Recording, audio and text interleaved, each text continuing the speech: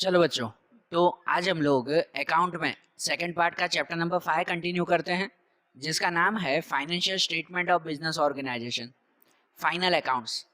इसमें हम लोग फाइनल एक्सरसाइज के क्वेश्चंस देख रहे थे ना, कि जिसमें आज हम लोग फाइनल एक्सरसाइज का क्वेश्चन नंबर 8 देखें। आपकी टेक्स्ट बुक आपके साथ में रखो, कि जिसमें क्वेश्चन नंबर 8 में लिखा हुआ है कि भाई आर के स्टोर्स करके कोई पर्सन है, कोई शॉप है, बिजनेस है, उसका हमें फाइनल अकाउंट तैयार करना है।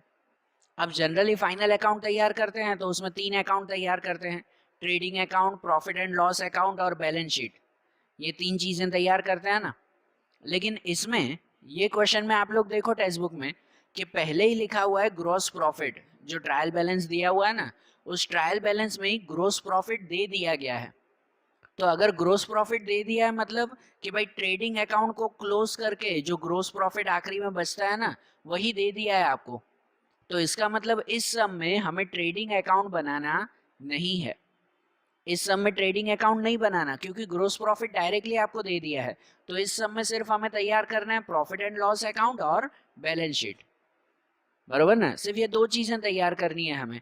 मतलब कि ट्रेडिंग अकाउंट यहाँ पर नहीं, यहाँ सिर्फ एक तैयार होगा profit and loss account of Shri R K stores 31,315 को, और एक balance sheet of Shri R K stores 31,315 को। ये 2 चीजें तैयार करेंगे ना, प्रॉफिट एंड लॉस और बैलेंस शीट। मतलब जो भी एडजस्टमेंट क्लियर करने हैं वो इन 2 में ही क्लियर करने हैं हमें। तो ये दोनों अकाउंट्स बना लो, और जैसे मैं बोल रहा हूँ वैसे साथ में जो है वो सम्स भी करते जाओ, तो फिर और ज्यादा क्लियर होगा इसमें। तो देखो, सबसे पहले हम लोग एडजस्टमेंट क्लियर करते हैं। तो एडजस्टमेंट क्लियर करें तो उसमें जैसे दिया हुआ है पहला एडजस्टमेंट कि salary was paid up to 31/12/14। Salary was paid up to 31/12/14। हम जो ये बैलेंस शीट बना रहे हैं या कहो फाइनल अकाउंट बना रहे हैं, वो कब बनाते हैं? 31/3/15 को, मार्च एंडिंग। लेकिन लिखा हुआ है कि सैलरी हमने 31/12 तक, दिसंबर तक की ही भरी है। बरोबर ना? तो इसका मतलब 3 महीने की सैलरी बाकी है ना, मार्च तक की भरी है, सॉरी दिसंबर तक की भरी है। तो जनवरी, फरवरी, मार्च, ये 3 महीने की सैलरी बाकी हुई ना। बरोबर ना? तो ये बाकी सैलरी, आउटस्टैंडिंग सैलरी हुई है इसमें। लेकिन 3 महीने की कितनी सैलरी, तो उसे काउंटिंग करना पड़ेगा। आपके ट्रायल बैलेंस में देखो ऊपर ही ऊपर सैलरी कितनी दी गई है, तो आपको सैलरी दी गई है कुछ 54,000। तो ये जो सैलरी 54,000 की है ना, यहाँ समझना, यहाँ मैं कैलकुलेशन कर रहा हूँ कि ये जो सैलरी आपको 54,000 की दी गई है, ये 9 मंथ की दी गई है आपको। क्योंकि पूरे साल 12 महीने जो होते हैं पूरे साल, उसमें से 3 महीने के तो बाकी हैं। तो इसका मतलब सैलरी पे ही 9 मंथ की है ना। जो ट्रायल बैलेंस में दिया हुआ है 54,000, वो मतलब 9 महीने के पैसे दिए होंगे। तो 9 मंथ के 54,000 दिए हैं, तो 1 मंथ के कितने हुए? तो 1 मंथ के हो गए कुछ 6,000। बराबर ना? 6,000 पर मंथ सैलरी हुई ना। तो 1 महीने के 6,000 रुपए। तो हमारे कितने महीने के देने बाकी हैं? 3 महीने के देने बाकी हैं। दिसंबर तक की सैलरी दी है, तो आगे 3 महीने की सैलरी बाकी है ना। मतलब कि आउटस्टैंडिंग सैलरी जो होगी ना, आउटस्टैंडिंग सैलरी वो 6,000 मल्टीप्लाई 3 मीन्स 18,000 रुपीज होगी। कि कितनी सैलरी देनी बाकी है? 18,000। ऐसे रफ में कैलकुलेशन करेंगे ना कि साल में 54,000 सैलरी दी है हमने, जो 9 महीने की सैलरी है, और बाकी 3 महीने की 18,000 और भी बाकी है। तो जितना अगर ये देना बाकी है तो वो सैलरी में प्लस होगा ना। बराबर ना? ये सैलरी की एंट्री करेंगे कहाँ पर? तो प्रॉफिट एंड लॉस के डेबिट में। अब तो है ही हमारे पास 2 अकाउंट ना, प्रॉफिट एंड लॉस और बैलेंस शीट। तो कुछ भी एक्सपेंस हो, कुछ भी नुकसान हो, तो उसे कहाँ लिखते हैं?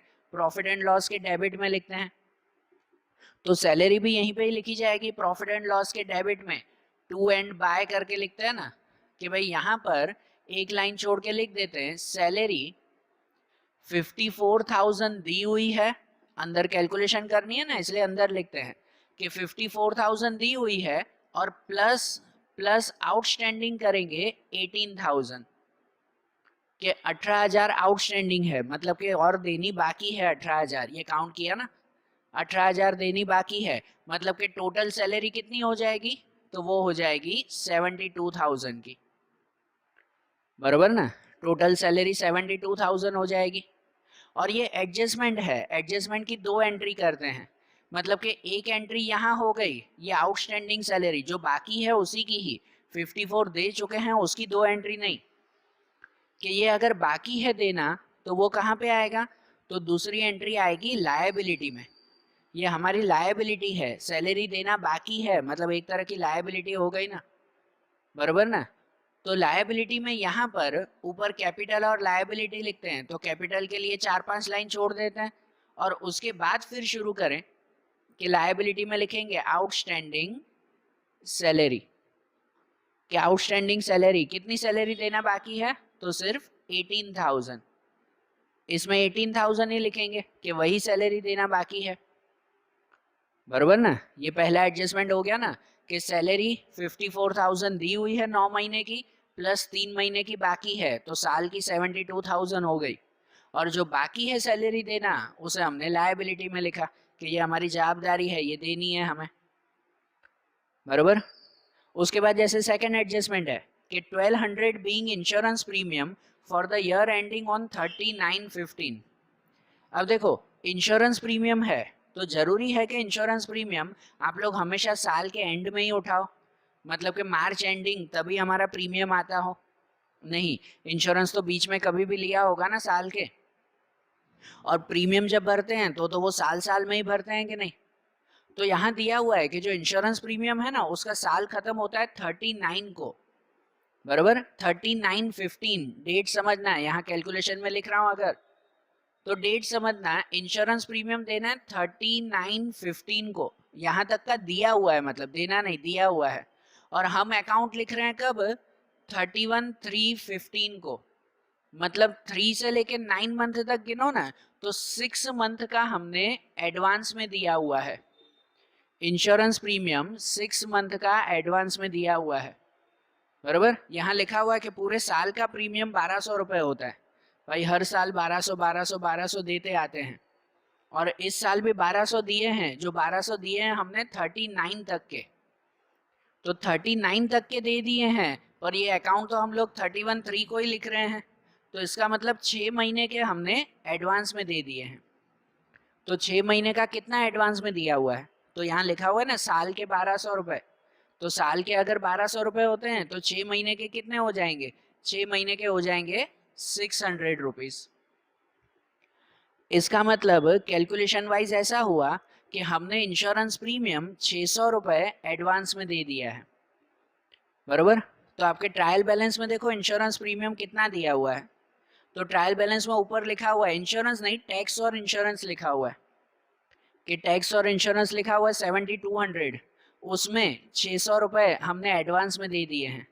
तो अगर एडवांस में दे दिए हैं ना, तो उसमें से माइनस करते हैं, अगर बाकी हो देना तो उसमें प्लस किया जाता है, जैसे सैलरी देना बाकी थी तो प्लस किया, लेकिन अगर एडवांस में दे दिया है तो वो उसमें से माइनस करेंगे, कि इस साल का खर्चा जितना है उतना ही बताएंगे। तो इसलिए यहाँ पे लिखा जाएगा कि यही प्रॉफिट एंड लॉस के डेबिट में ही, क्योंकि है तो खर्चा ही ना, भले एडवांस में दिया है तो हमारा एक्सपेंस, तो इसलिए यहाँ पे लिखा जाएगा कि टैक्स इंश्योरेंस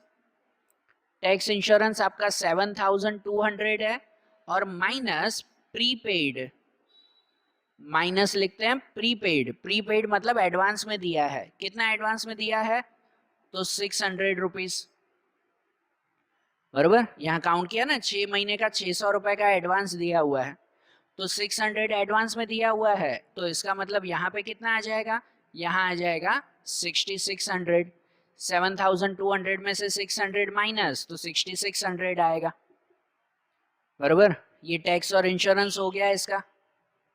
और ये जो 600 रुपये हमने प्रीपेड किया है, उसकी दूसरी एंट्री भी तो चाहिए ना, एडजस्टमेंट है तो उसकी 2 एंट्री चाहिए। तो ये प्रीपेड इंश्योरेंस वो लिखा जाता है एसेट्स में।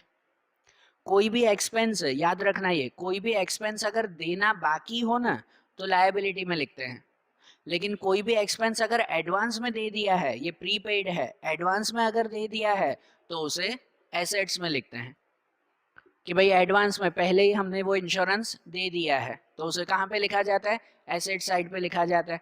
तो इसलिए यहाँ पे लिखा जाएगा prepaid insurance, prepaid insurance 600 rupees. बरोबर, ये सेकेंड एडजस्टमेंट भी हुआ, 2 एंट्री, एक एंट्री यहाँ पे एक वहां पर।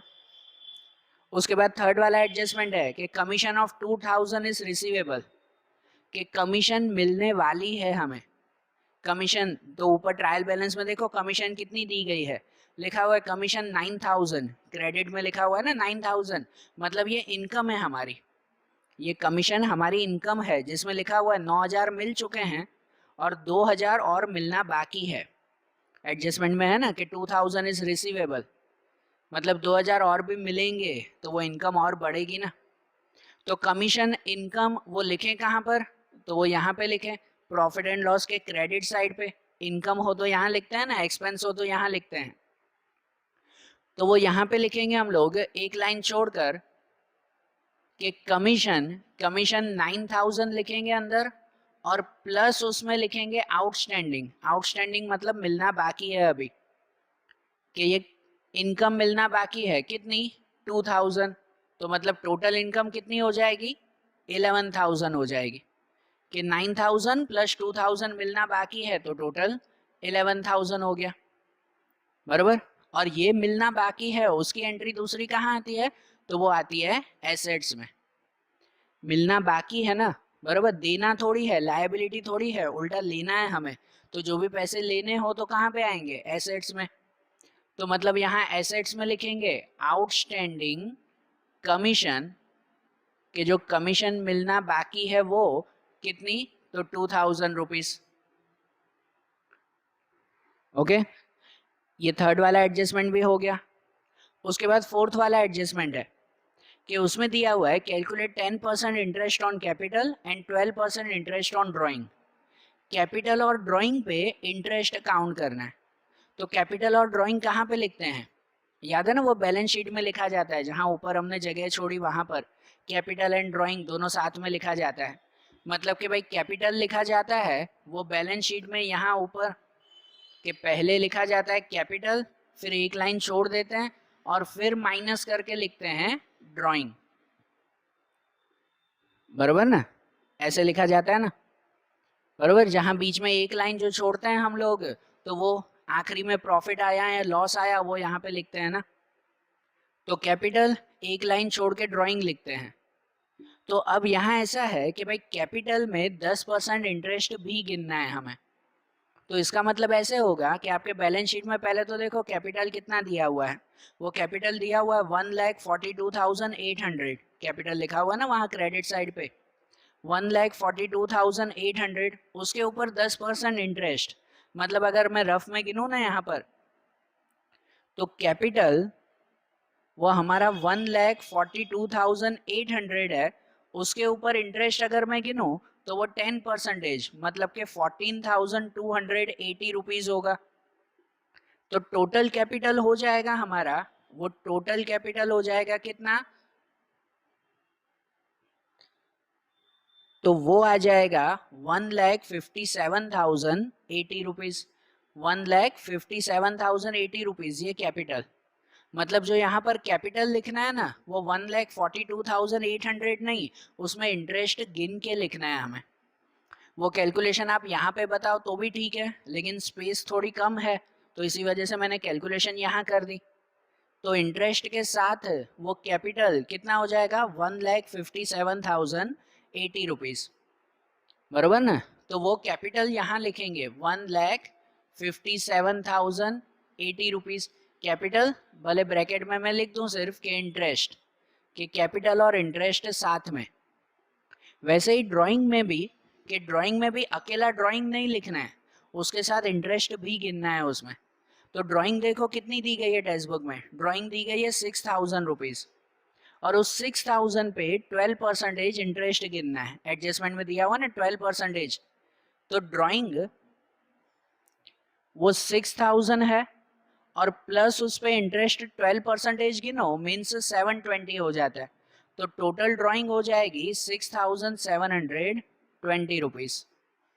बरोबर ना, टोटल ड्राइंग यहाँ पर ड्राइंग विथ इंटरेस्ट कितना हो जाएगा 6720।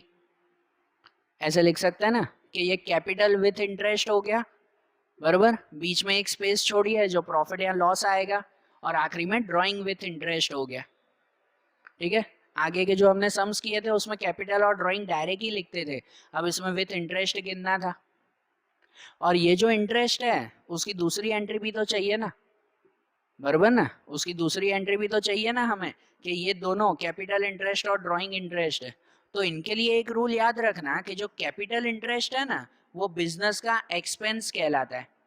जो कैपिटल इंटरेस्ट दिया जाता है वो बिजनेस के लिए एक्सपेंस, क्योंकि बिजनेस के प्रॉफिट में से ही निकाल कर वो इंटरेस्ट देना पड़ता है कैपिटल का, बराबर। तो वो बिजनेस का एक्सपेंस कहलाता है। और जो ड्राइंग इंटरेस्ट है ना वो बिजनेस की इनकम कहलाती है।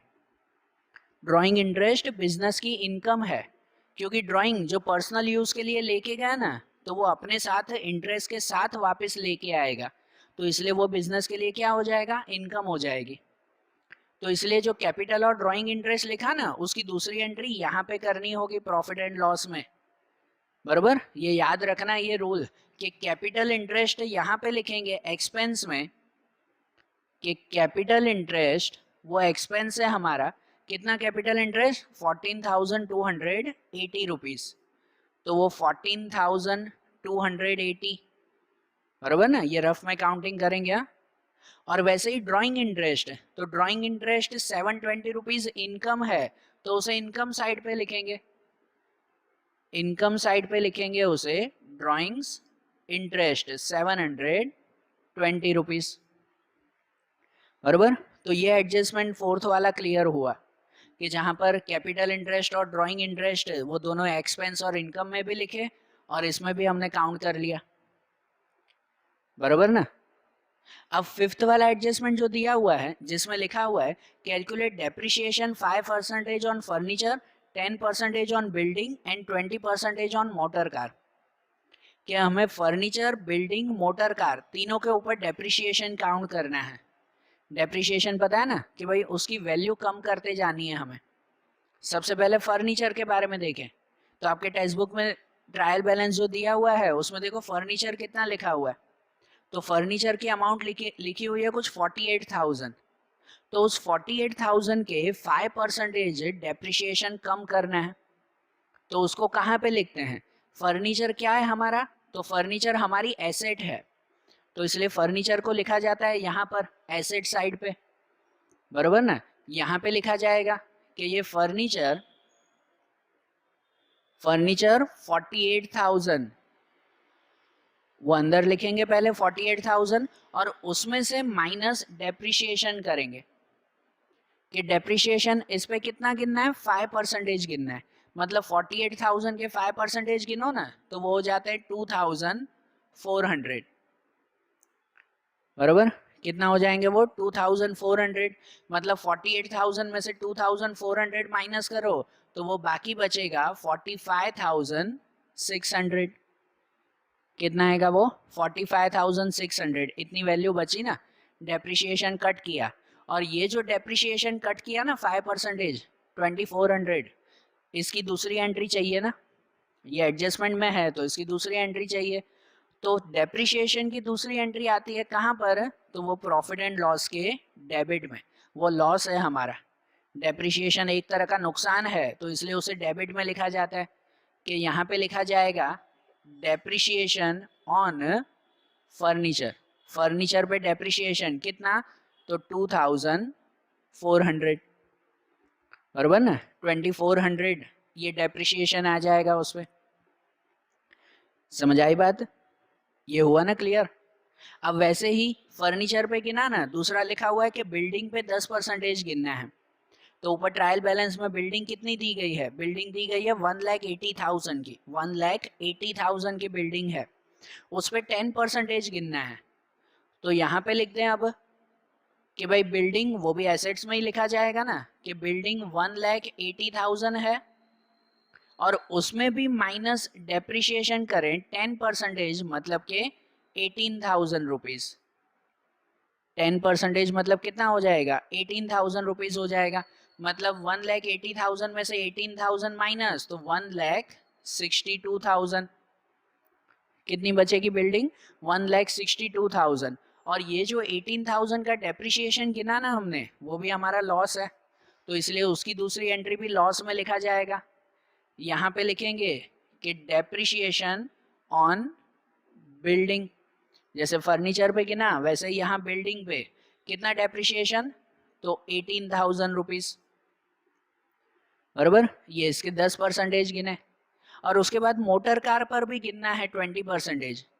तो मोटर कार ऊपर कितनी दी गई है बैलेंस शीट में, ट्रायल बैलेंस में मोटर कार कितना है, 60,000 है, उसके 20% गिनने हैं हमें।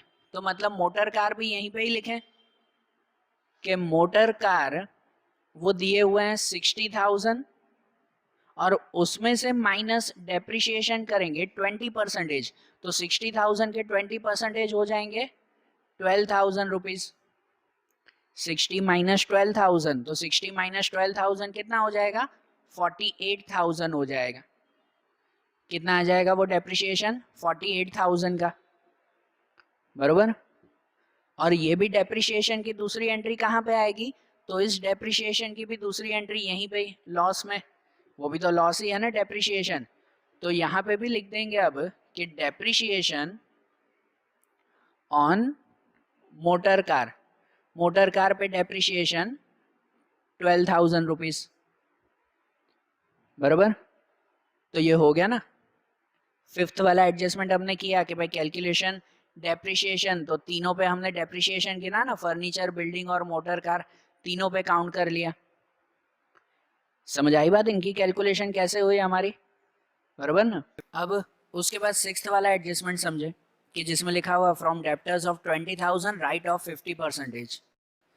एक्चुअली ये जो डेप्टर्स पे हमें राइट ऑफ करना है, अब इसमें सिक्स्थ वाला एडजस्टमेंट नहीं, ये सेवंथ वाला एडजस्टमेंट वो भी साथ में ही करना है, बराबर। जो सेवंथ वाला एडजस्टमेंट में 5% बेड डेप रिजर्व काउंट करना है, और एट्थ में दिया हुआ प्रोवाइड 2% डेप्टर डिस्काउंट रिजर्व, बराबर।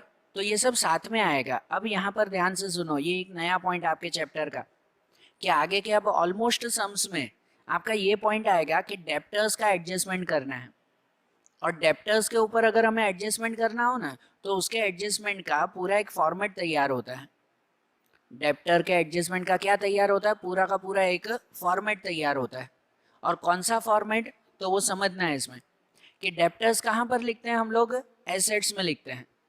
डेप्टर्स लिखते हैं हम लोग एसेट्स में, तो इसलिए यहाँ एसेट साइड पे पूरा एक फॉर्मेट बनता है कि भाई पहले डेप्टर्स जितनी अमाउंट दी गई हो माइनस बेड डेप जो एडजस्टमेंट में दिए हुए हो, बेड डेप वो बेड डेप ऑफ एडजस्टमेंट। उसके बाद जो अमाउंट बचे उसमें से माइनस करके जो अमाउंट बचे उसमें लिखते हैं minus bad debt reserve adjustment का। और फिर जो अमाउंट बचे उसमें लिखते हैं माइनस डिस्काउंट रिजर्व एडजस्टमेंट का। तो जब भी बेड डेप का फॉर्मेट बने ना, या बेड डेप का एडजस्टमेंट दिया हुआ हो ना, तो बेड डेप और डेप्टर का एडजस्टमेंट के लिए पूरा का पूरा ये फॉर्मेट तैयार होता है कि जिस फॉर्मेट में आप लोगों को वैल्यू लिखनी होती है, बराबर। कि जैसे डेप्टर्स हैं, तो आपके पहले तो ट्रायल बैलेंस में देखो डेप्टर्स कितने दिए हुए हैं।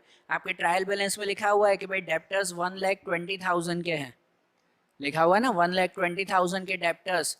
तो सबसे पहले डेप्टर्स यहाँ पे लिखे जाएंगे 1,20,000 के। उसमें से बेड डेप मतलब वो कि जो पैसे डूब गए हमारे, कि जो मिलने वाले नहीं हैं। तो उसमें देखो सिक्स्थ वाले एडजस्टमेंट में लिखा हुआ है कि from debtors of 20,000 right of 50%।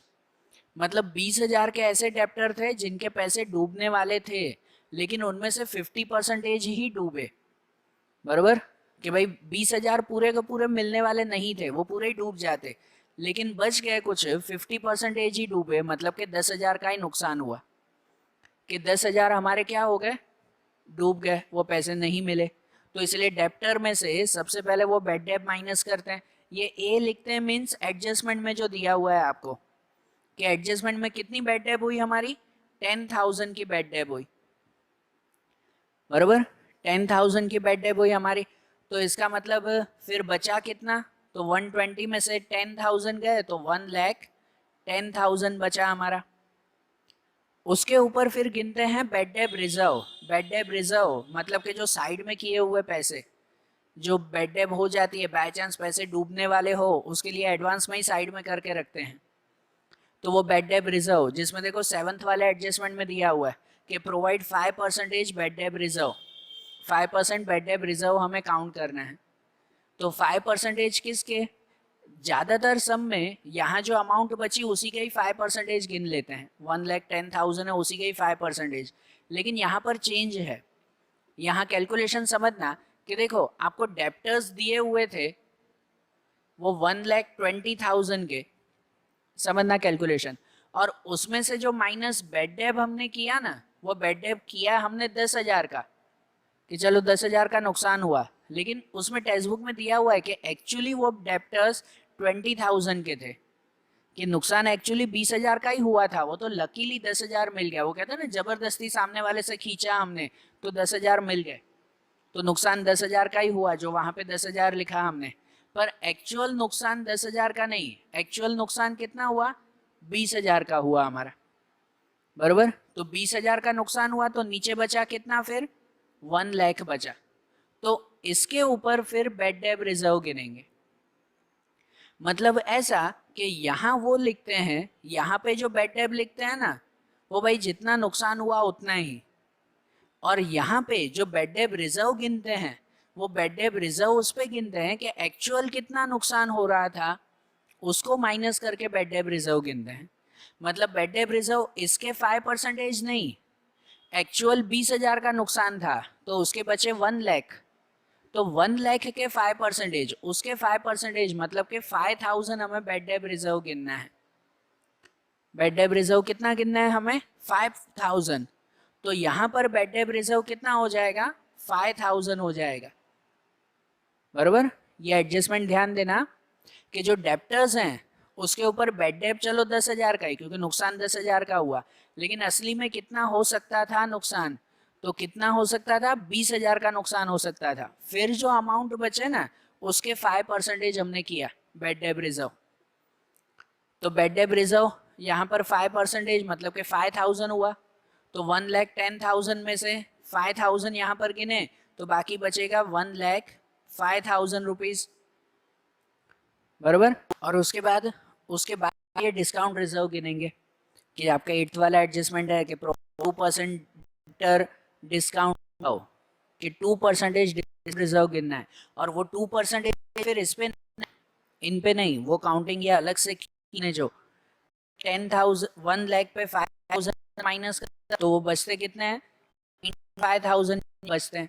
और इसके ऊपर फिर डिस्काउंट काउंट कर दे, मतलब इसके परसेंटेज नो, तो वो कितने हो जाते हैं, 900।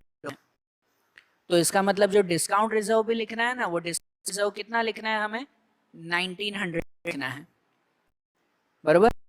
तो काउंटिंग इसके अकॉर्डिंग लिखना है, उसके अकॉर्डिंग, कि वो सिर्फ डेप्टर्स के लिए, पहले जो बेड डेब के लिए, कि बेड डेब काउंटिंग बेड डेब की 20,000 के हिसाब से आगे चलना है, लेकिन लिखना बेड डेब में कितना है, सिर्फ 10,000, क्योंकि 10,000 चुके थे, सिर्फ 10,000 का ही बेड डेब में नुकसान था, इसीलिए। तो लिखना 10,000 है, लेकिन पूरी काउंट वो रियल 20,000 पर करनी है, और ये इसी सब में होगा। बाद में तो आपके बेड डेब नॉर्मल होंगे, कि जितना बेड डेब होगा फिर यहाँ जो बचे उसी के ही परसेंटेज निकालना, और यहाँ जो बचे उसी के ही परसेंटेज यहाँ डिस्काउंट रिजर्व निकालना। सिर्फ इस सम में ये अलग, और ध्यान रखना। और यहाँ जो डिस्काउंट रिजर्व 900 है, वो इसमें से माइनस की बचेगा यहाँ पर 1,03,100। कितना बचेगा, 1,03,100, ये अमाउंट वहां पर बचेगी। ये जो डेप्ट हमने पूरा कैलकुलेशन किया ना, इस पूरे की दूसरी एंट्री भी तो चाहिए, और पूरे की दूसरी एंट्री आती है प्रॉफिट एंड लॉस के डेबिट में, प्रॉफिट एंड लॉस के डेबिट में। और प्रॉफिट एंड लॉस के डेबिट में भी पूरा एक दूसरा फॉर्मेट तैयार होता है, इसलिए बोल रहा था कि डेप्टर में याद रखना, डेप्टर में एक फॉर्मेट यहाँ होता है, और पूरा एंड यहाँ तैयार होता है प्रॉफिट एंड लॉस के डेबिट में।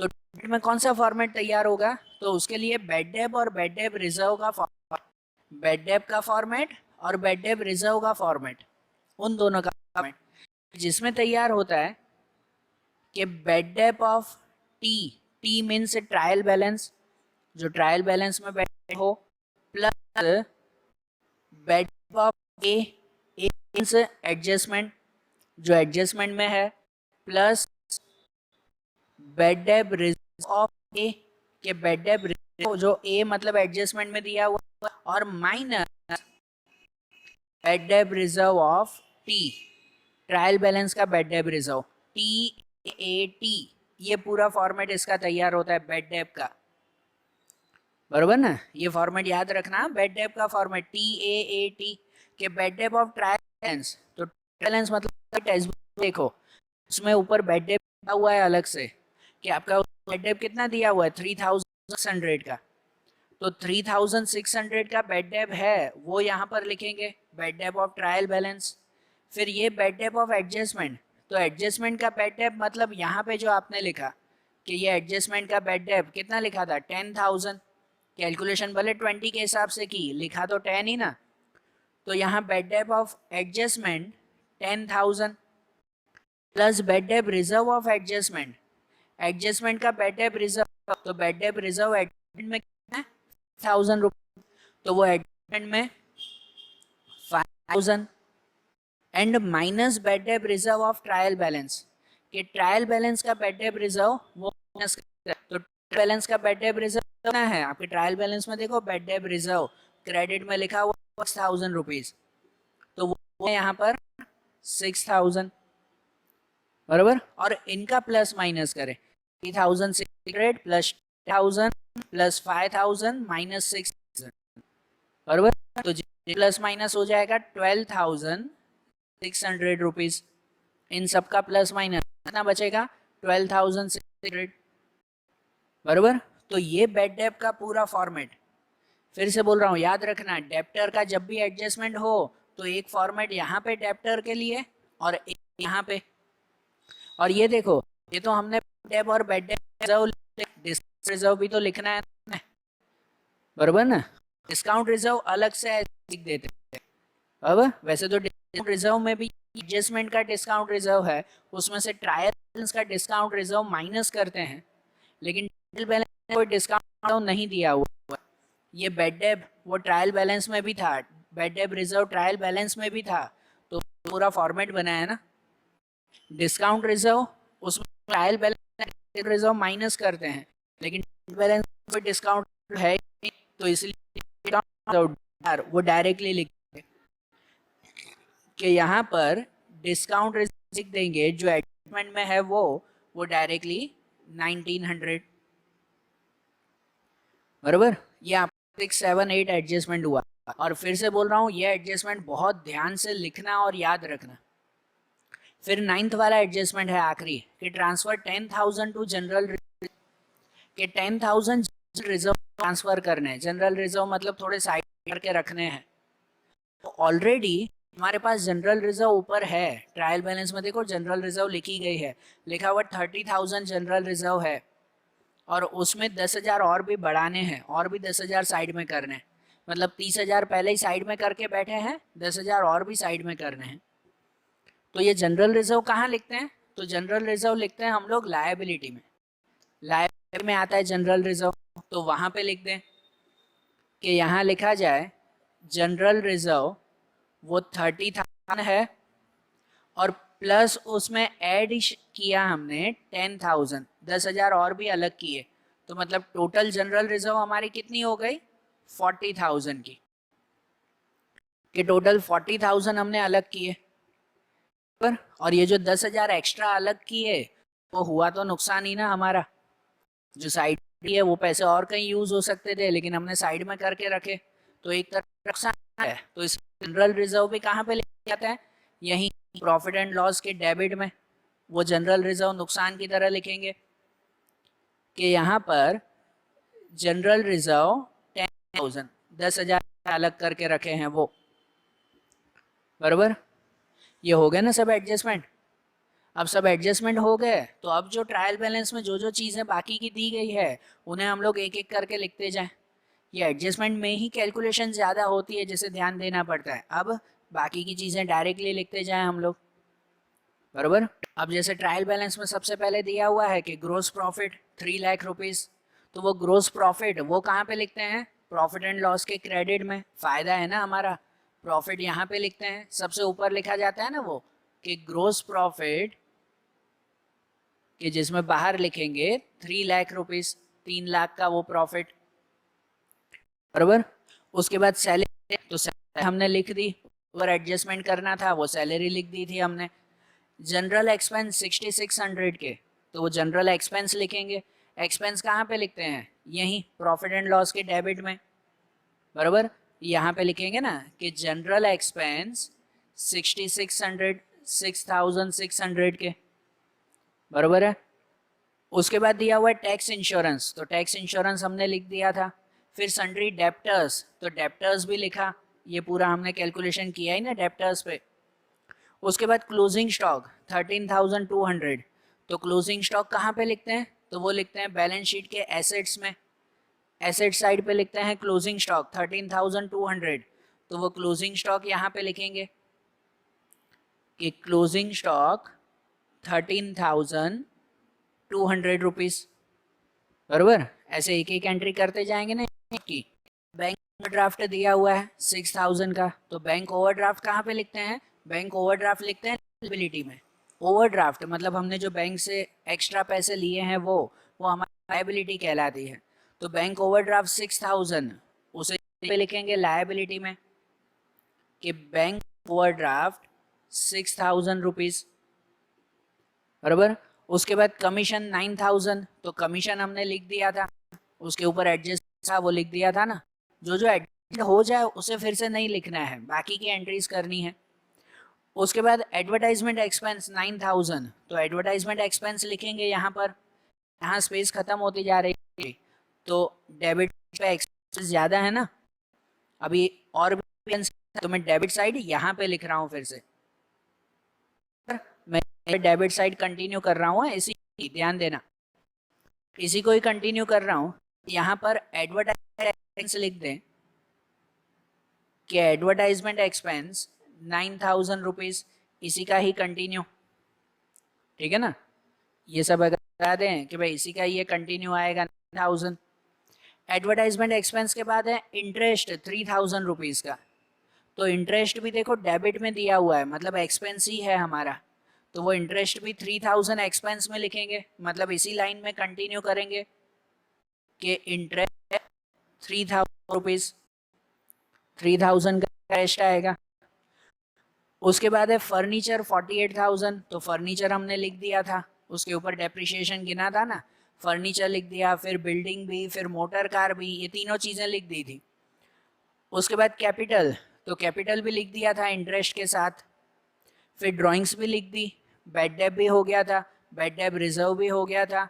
और उसके बाद लोन है कि लोन 24,000, तो लोन कहाँ पे लिखते हैं? लोन भी लिखते हैं लायबिलिटीज़ में, बैलेंस शीट की लायबिलिटी में ही लिखा जाएगा ना वो लोन, कि हमने लोन ली है मतलब चुकाना पड़ेगा हमें पैसा, जवाबदारी हमारी, कि लोन 24,000 का, 24,000 वो लोन आएगा। लोन के बाद क्रेडिटर्स 12,000 रुपीज़, तो क्रेडिटर्स वो भी कहाँ पे लिखते हैं? वो भी लिखते हैं लायबिलिटीज़ में, कि बैलेंस शीट की लायबिलिटी में लिखा जाएगा क्रेडिटर्स, कि क्रेडिटर्स 12,000 रुपीज़। डेप्टर्स यहाँ पे लिखते हैं, क्रेडिटर यहाँ पे 12,000। क्रेडिटर के बाद दिया हुआ बिल्स रिसीवेबल, रिसीवेबल मतलब जिनसे पैसे लेने हैं, तो जिनसे भी पैसे लेने हैं तो उसे यहाँ लिखते हैं एसेट्स में, तो बिल्स रिसीवेबल यहाँ पे आएगा, बिल्स रिसीवेबल 3,000 रुपीज़, वो एसेट्स में लिखा जाएगा। उसके बाद बिल्स पेएबल 9,600, बिल्स पेएबल मतलब जो हमें पे करना है वो, तो पेएबल कहाँ पे आएगा? यहाँ पे लायबिलिटी में, लायबिलिटी साइड पे लिखा जाएगा बिल्स पेएबल, कि बिल्स पेएबल 9,600 रुपीज़, ठीक है, वो पेएबल हो गया। उसके बाद दिया हुआ है carriage out 4,000, carriage outward, carriage मतलब गाड़ी भाड़ा, ये एक्सपेंस है हमारा, और एक्सपेंस कहाँ पे लिखा जाएगा, प्रॉफिट एंड लॉस के डेबिट में। तो प्रॉफिट एंड लॉस के डेबिट में मतलब मैं यहाँ पे हूँ, कंटिन्यू यहाँ पे लिखूँ कि कैरेज आउटवर्ड, कि कैरेज आउट होगा, कितना दिया हुआ कैरेज आउटवर्ड, 4000 रुपीज़। तो 4000 रुपीज़ कैरेज आउटवर्ड, ये इसके एक्सपेंस में कंटिन्यू हुआ। कैरेज आउटवर्ड के बाद फिर दिया हुआ डिस्काउंट गिवन 3200, डिस्काउंट गिवन जो हमने डिस्काउंट दिया ये भी एक्सपेंस है, तो एक्सपेंस है तो उसे भी यहीं पे ही लिखेंगे कि डिस्काउंट गिवन 3200 का, 3200 का एक्सपेंस हमारा। उसके बाद डिस्काउंट रिसीव्ड 2400, ये रिसीव्ड मतलब मिला हमें, तो मिला मतलब इनकम में लिखते हैं, इनकम साइड पे लिखते हैं डिस्काउंट रिसीव्ड, तो यहाँ पे लिखेंगे डिस्काउंट रिसीव्ड 2400, बराबर, वो वहाँ पे लिखा जाएगा। और उसके बाद जनरल रिजर्व 30,000, जनरल रिजर्व लिख दिया था, यहाँ पे एडजस्टमेंट के साथ लिखा ना general reserve. And cash balance 21,000, तो कैश बैलेंस वो बैलेंस है, तो शीट में एसेट्स में लिखेंगे, कैश हमारी एसेट्स है, लायबिलिटी नहीं, किसी को देने नहीं है, तो इसलिए यहाँ पे लिखा जाएगा कैश बैलेंस 21,000 रुपीज़, बराबर। तो ये हो गई ना सब एंट्रीज, सब एडजस्टमेंट भी हो गए और सब एंट्रीज भी क्लियर हो गई।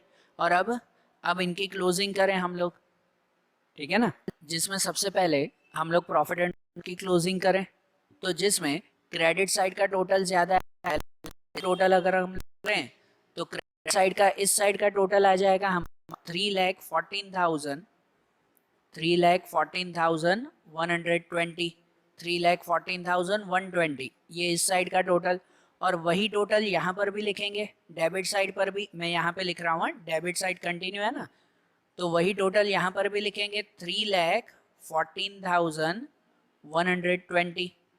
और इस टोटल में से ये सब प्रॉफिट एंड लॉस का माइनस करेंगे हम लोग, बराबर, कि यहाँ पर डेबिट साइड पे जो भी अमाउंट है ये सभी अमाउंट 3,14,120 में से माइनस करें, तो बाकी कितना बचेगा, तो मैंने काउंट करके देखा था, बाकी बचेगा उसमें 1,38,540, तो 1,38,540 आया, ये हमारा क्या कहलाया, नेट प्रॉफिट। ग्रोस प्रॉफिट आपको क्वेश्चन में दिया हुआ ही था, ये हमारा नेट प्रॉफिट कहलाया 1,38,540। इस प्रॉफिट को हम लोग आगे कंटिन्यू कर, तो उसे कंटिन्यू करेंगे यहाँ पर कैपिटल के साथ, बराबर ना, कैपिटल के साथ कंटिन्यू करें कि कैपिटल में जो स्पेस छोड़ी थी उसमें प्लस करें नेट प्रॉफिट, प्रॉफिट है तो प्लस करेंगे, लॉस है तो माइनस करेंगे। नेट प्रॉफिट प्लस करें, कितना था हमारा नेट प्रॉफिट, 1,38,540, तो वो इसमें प्लस करें ना, तो वो अगर इसमें प्लस करें तो अब इनका प्लस माइनस किया जाएगा, कैपिटल में ये प्रॉफिट प्लस और ये ड्राइंग माइनस, तो इनका टोटल आ जाएगा 2,88,900, ठीक है, इनका प्लस माइनस 2,88,900 बचेगा, कैपिटल में ये प्रॉफिट प्लस और ये ड्राइंग माइनस।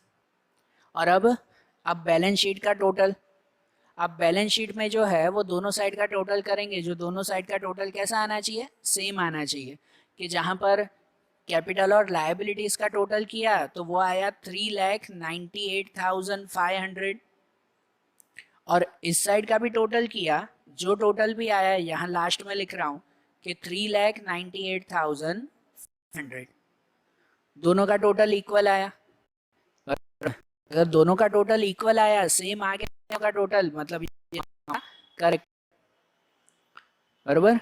ध्यान से समझना ये सम, कि इसमें हमारे जो नए नए एडजस्टमेंट थे, खासकर ये डेप्टर्स वाले एडजस्टमेंट, तो उन्हें बहुत अच्छी तरह से समझना फिर, ओके। और आज जैसे हमने ये सम किया वैसे ही इनके दूसरे सम्स, आगे के सम्स, वो अब हम लोग अगले वीडियोस में कंटिन्यू करेंगे, ओके। Thank you.